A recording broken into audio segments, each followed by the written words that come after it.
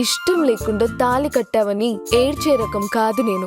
జుట్టు పట్టుకొని ప్రేమలోకి ఈడ్చే రకం. ముసలాడువై చచ్చేంత వరకు ప్రేమించు.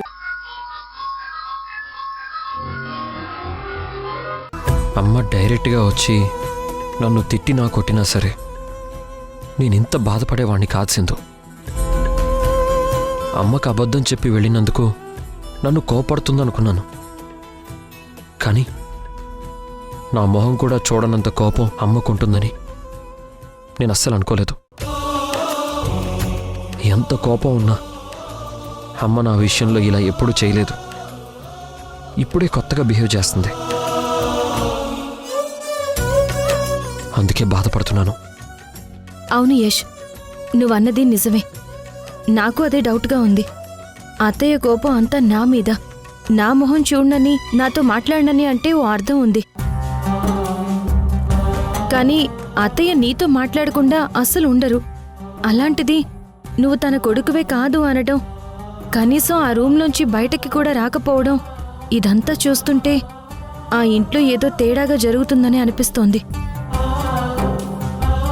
మీ వదిన మీదే నా అనుమానమంతా.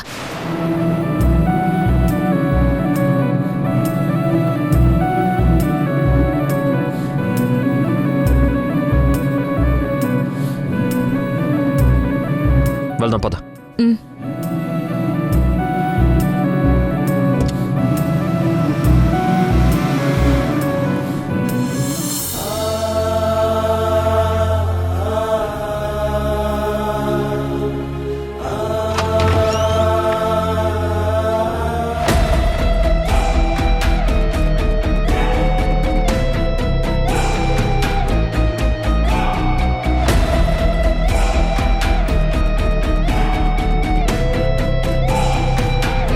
అత్తయ్య గారు, అత్తయ్య,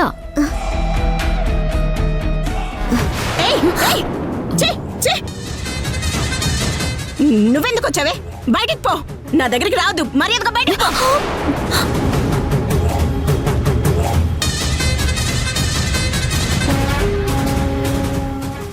ఏమైంది అత్తయ్య? ఎందుకు ఇలా భయపడుతున్నారు?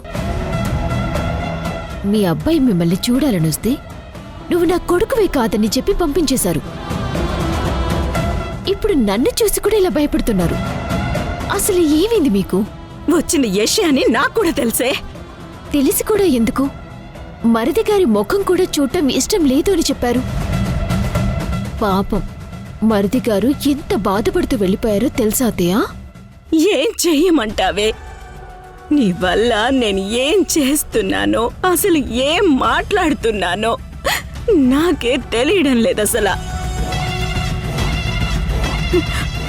నా కొడుకుని నా కొడుకు కాదు అని అరిచి మరీ నేనే వెళ్ళగొట్టాను.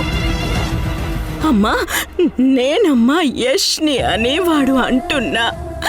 అసలు నాకు కొడుకే లేడు అని పిచ్చి పిచ్చిగా మాట్లాడి వాణ్ణి పంపించేశాను. మీరిలా కొట్టుకుంటే మళ్ళీ మీకు తలనొప్పి వస్తుంది. వెళ్ళవే, అసలు ఇక్కడ నుంచి వెళ్ళు. సరే లేవండి, ముందు మీరు లేవండి. భోజనం చేసి టాబ్లెట్ వేసుకుంటే సర్దుకుంటుంది. లేవండి లేవండి. నేను రానే. నీ ముష్టి భోజనం నాకేం వద్దు. ముందు నువ్వు ఇక్కడ నుంచి బయటికి వెళ్ళిపో. నువ్వు నా కళ్ళ ముందుంటే నాకు నరకంలో ఉన్నట్టు ఉంటుంది. అత్తయ్య, మీరు నన్ను తిట్టినా సరే కొట్టినా సరే మీకు భోజనం పెట్టి టాబ్లెట్ వేయకుండా నేనైతే వెళ్ళను. ఎందుకే నా ప్రాణం ఇలా తోడేస్తున్నావు? అత్తయ్య, టైంకి మీరు టాబ్లెట్ వేసుకోకపోతే చాలా ప్రమాదమని డాక్టర్ చెప్పారు. దయచేసి నా మాట వినండి అత్తయ్య. ఏంటి? నాకేమైనా పిచ్చి పట్టిందనుకుంటున్నావా? గంటకి టాబ్లెట్స్ వేసుకోవటానికి? అత్తయ్య, మీరు టాబ్లెట్ వేసుకోకపోవటం వల్లే మీ తల తిరిగి మీ అబ్బాయిని సరిగా గుర్తుపట్టలేక వెళ్ళగొట్టేశారు. అది మీకు అర్థం కావడం లేదు.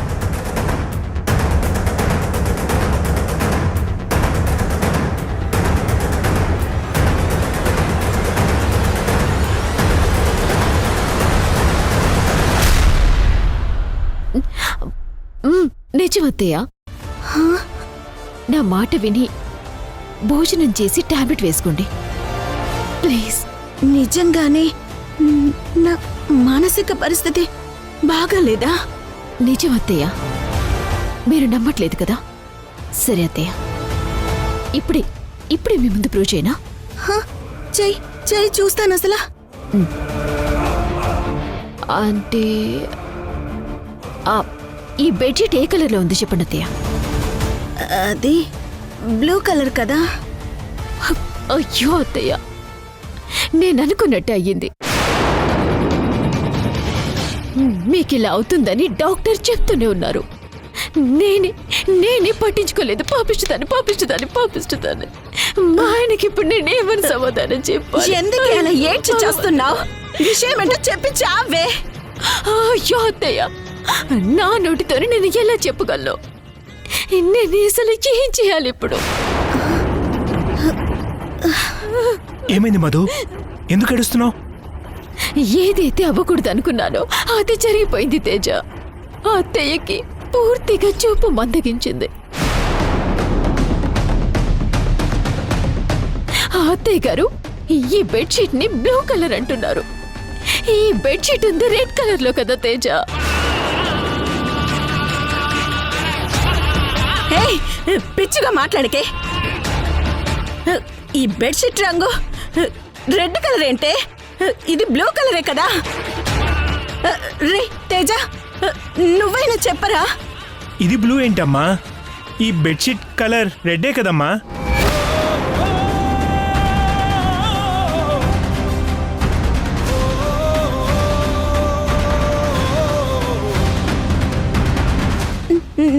నిజంగా ఈ బెడ్షీట్ కలర్ బ్లూయే కదరా? అమ్మా, నేను నీకు ముందు నుంచి చెప్తూనే ఉన్నాను, నువ్వు ఈ టాబ్లెట్ వేసుకోవడం ఆపేస్తే నీకు అన్ని ఇలాగే కనిపిస్తాయి.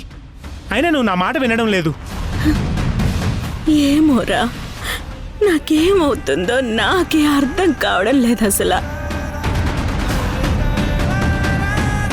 మీ తమ్ముడు సింధు వస్తే నిర్దాక్షిణ్యంగా వాళ్ళని వెళ్ళగొట్టేశాను. ఎందుకత్తయ్య బాధపడతారు? ఇప్పటికీ మించిపోయిందేమీ లేదు. మరిది గారికి ఒకసారి కాల్ చేయండి.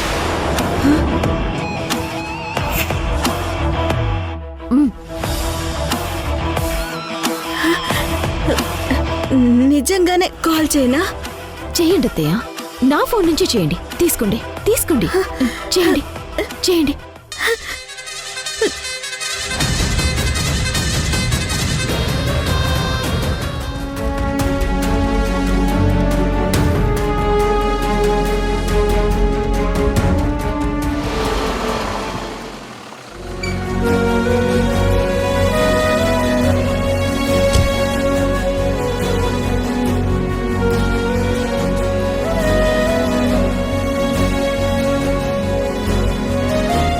అక్కడ ఏం జరిగిందని బామ్మ నాన్న అడిగితే ఏం చెప్పాలి?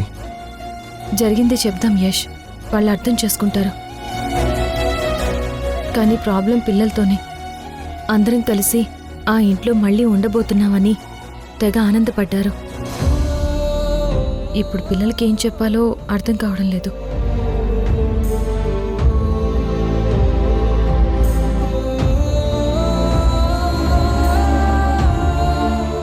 యష్, ఏమైందిరా? ఇద్దరు తిరిగి వచ్చేసారేంటి?